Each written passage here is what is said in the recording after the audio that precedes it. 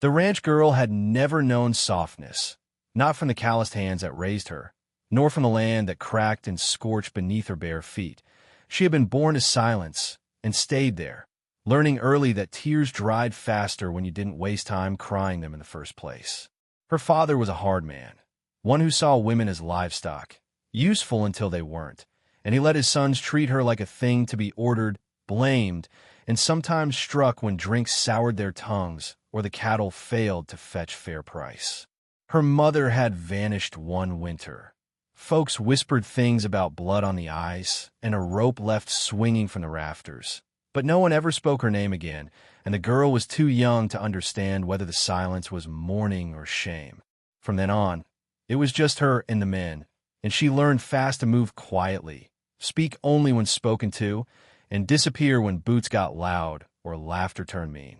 She was made to cook, to clean, to patch torn shirts and shovel out stalls, and if she ever paused long enough to think about what life was supposed to be, the thought didn't survive the next chore or slap.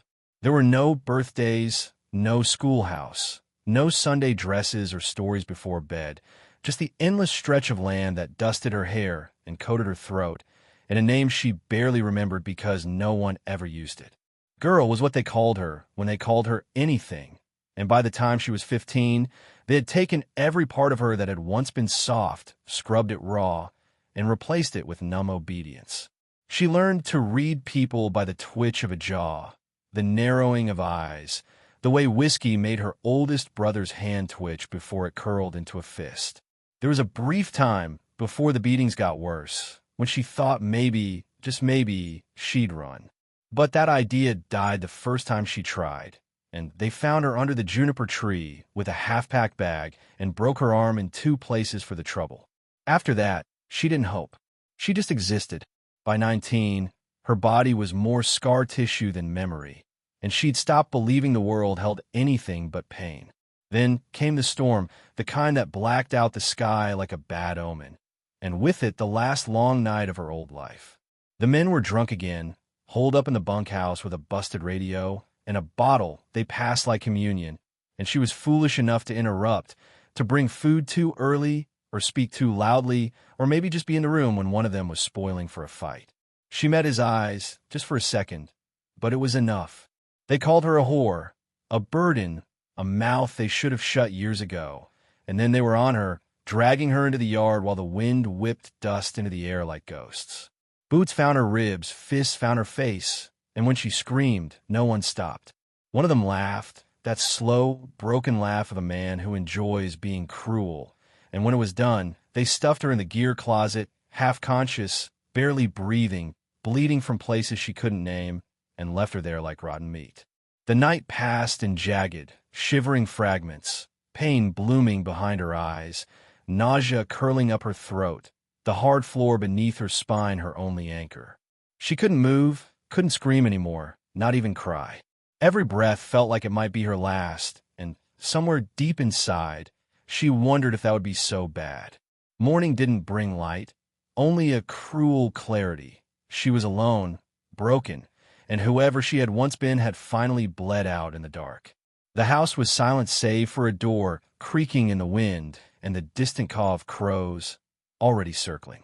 Time bled strange in pain, and she didn't know how long she lay there, slipping in and out of a hazy, half-conscious drift, her limbs heavy and unresponsive.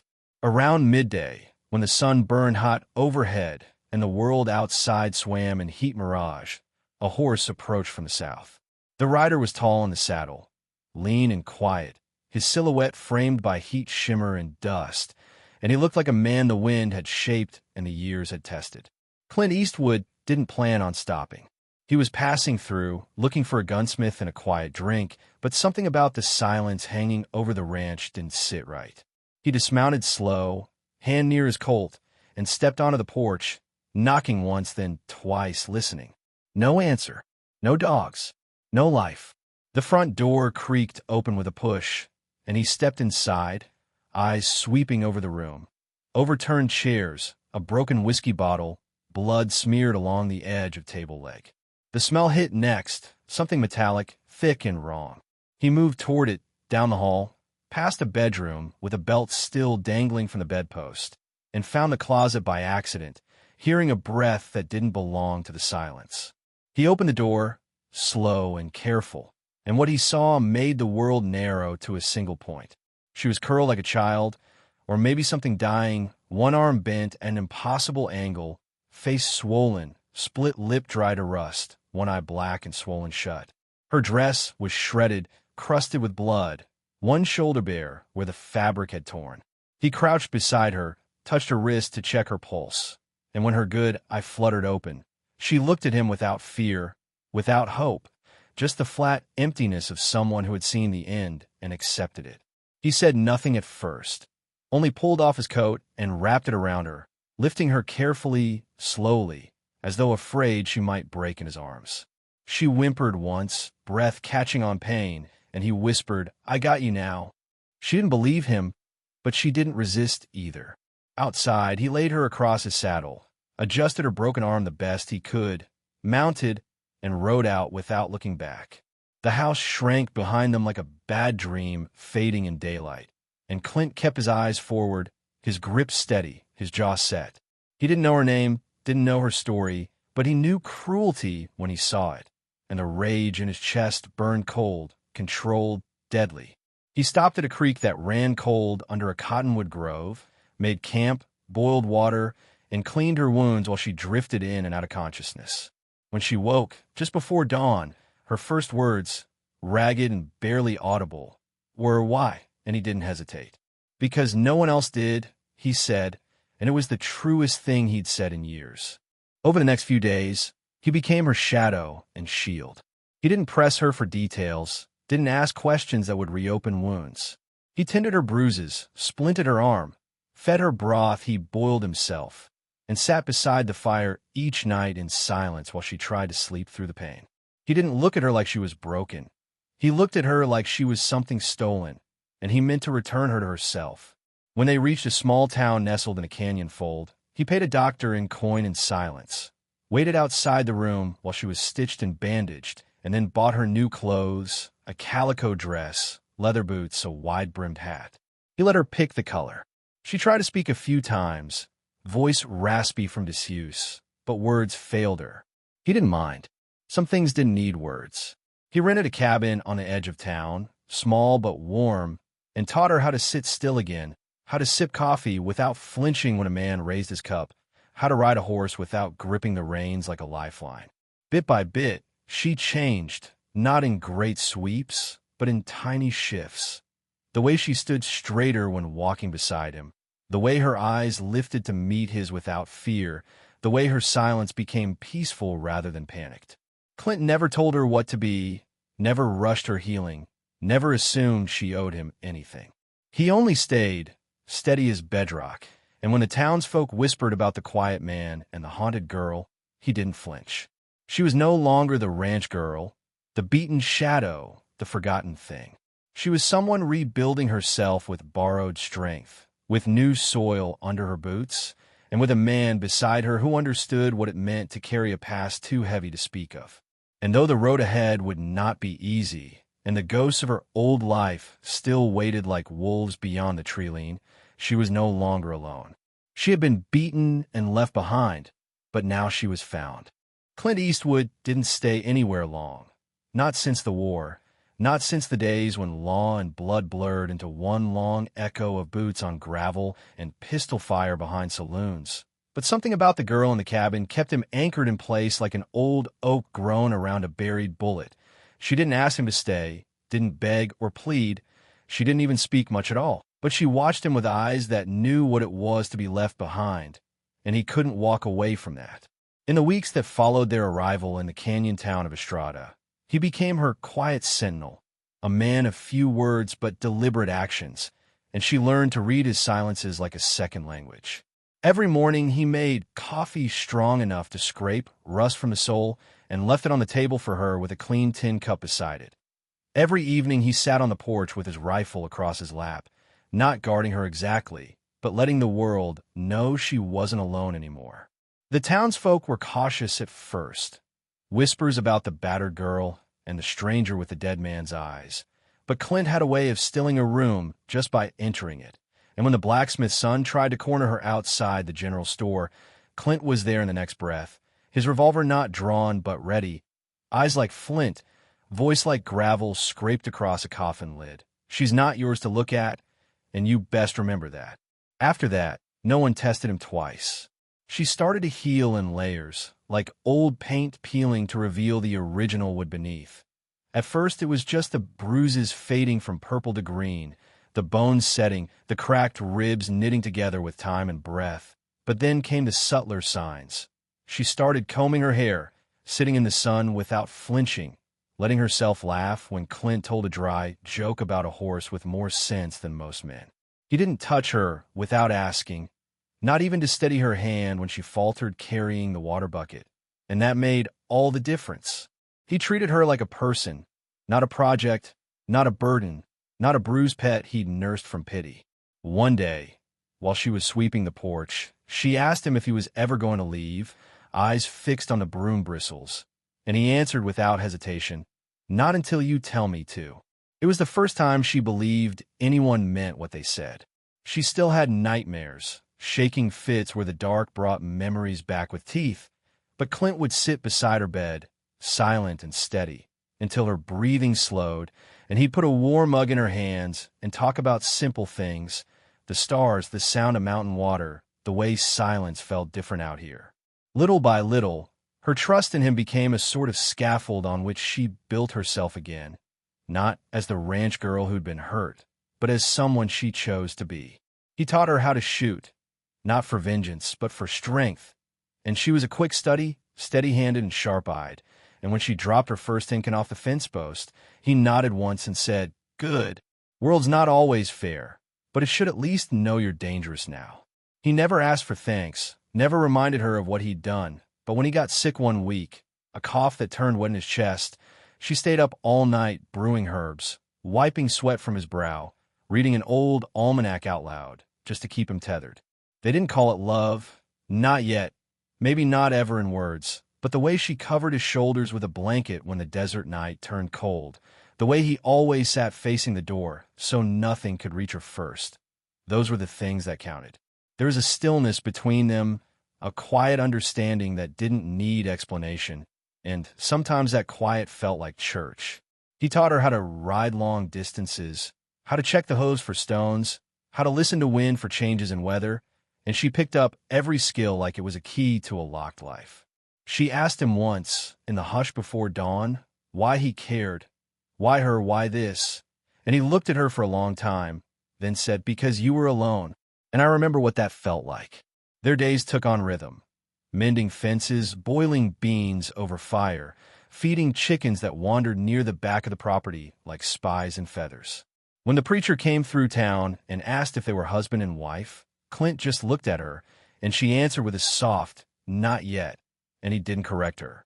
One morning, she rode out on her own to get supplies, her spine straight, her hat low, and Clint didn't follow, though he sat on the porch the whole time she was gone, one eye on the ridge, one hand on his holster. When she returned with a jar of molasses and a paper-wrapped book, he smiled in that quiet way of his that barely touched his lips, but made his eyes glint like worn silver. She read that book aloud to him in the evenings, slow at first, stumbling on words, but he listened like every syllable was worth gold. He told her stories, too, not the ones from dime novels, but the ones from old scars. Men he'd shot, women he'd lost, places where he buried parts of himself he never expected to get back.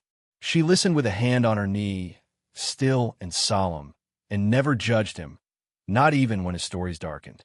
It was a kind of salvation, the way she saw him, not as a killer or a loner, but as a man trying to keep the worst of himself from touching the best of her. The town slowly began to accept them. Mrs. Elroy from the bakery gave her free pie crusts. The saloon keeper nodded when she walked past, and even the sheriff tipped his hat, though he said little. No one asked about the past.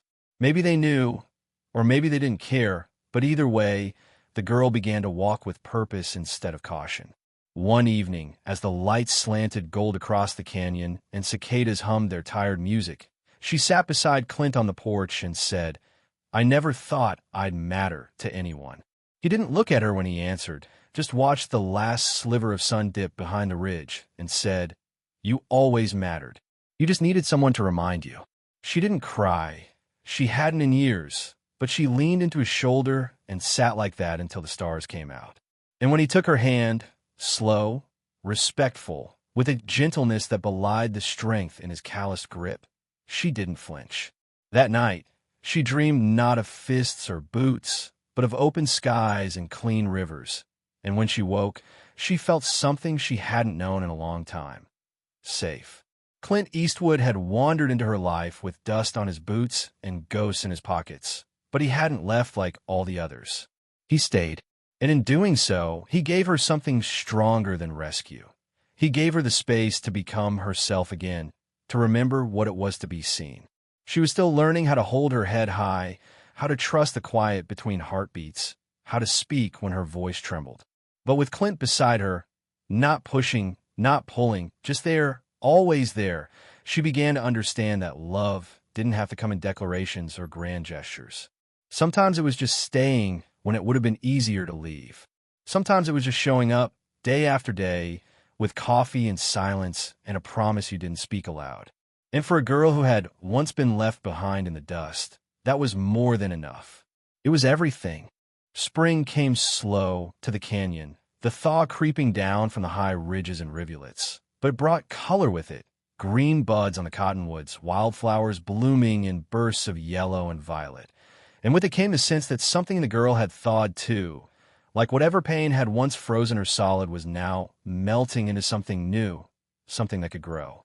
Clint Eastwood didn't speak of the future often, but she could see in the way he mended the fence with extra care, the way he fixed the door on the smokehouse, as if it might one day keep meat for a family instead of just two quiet survivors.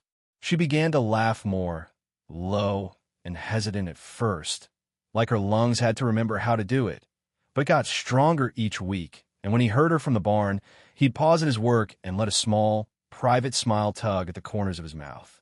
The girl, who now sometimes wore her hair loose and her boots dusty from walking, not running, had started to plant things, herbs in clay pots, beans along the edge of the cabin, even a peach pit she tucked in the earth behind the porch like a secret wish.